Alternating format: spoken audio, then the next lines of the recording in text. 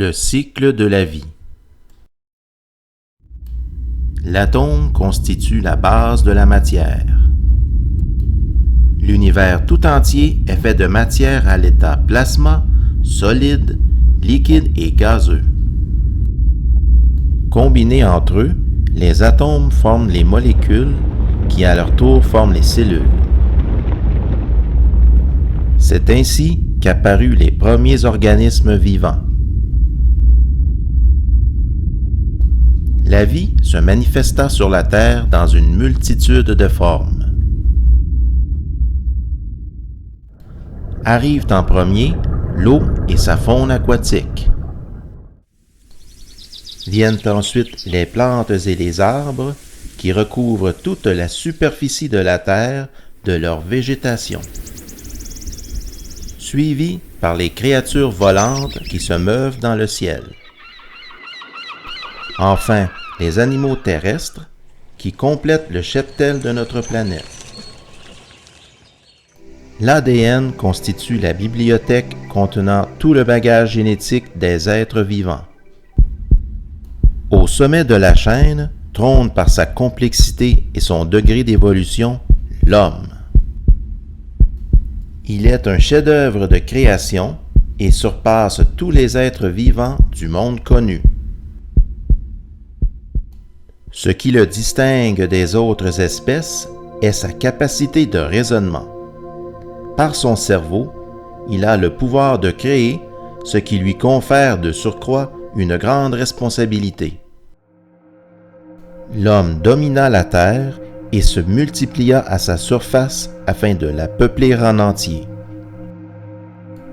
Il la domestiqua au point de la transformer. Perfectionnant toujours de plus en plus sa technique, il en arrive à la mécanisation de son mode de vie. Petit à petit, la machine remplacera l'humain. La technologie permit de raccourcir le temps, faisant en sorte de mener l'homme à une vie où le rythme devient effarant. Le tissu social se désagrégea, faisant place à l'individualisme, la compétition et la performance. L'homme devint une machine de production. Graduellement, l'ère du numérique fit son apparition, déshumanisant encore plus la société moderne. Jusqu'au jour où l'humanité ouvrit une porte qui n'aurait jamais dû être ouverte, s'enfonçant ainsi dans un gouffre d'où elle n'allait jamais ressortir. Un tunnel profond qui mène à une seule issue, la folie. Ne pouvant plus faire marche arrière, l'humanité atteignit un degré de dégénérescence sans précédent. Un point de non-retour. Avec horreur, l'inévitable se produisit.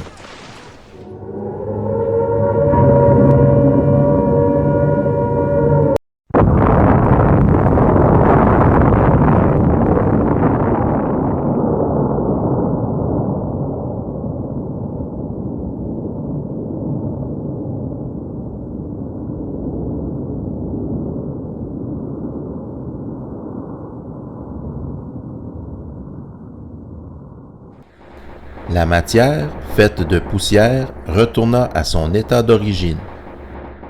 La mort faisant partie du cycle de la vie. Les choses se forment et se déforment. La semence doit mourir pour redonner naissance au vivant. Tout semble s'éteindre et revenir à la case départ.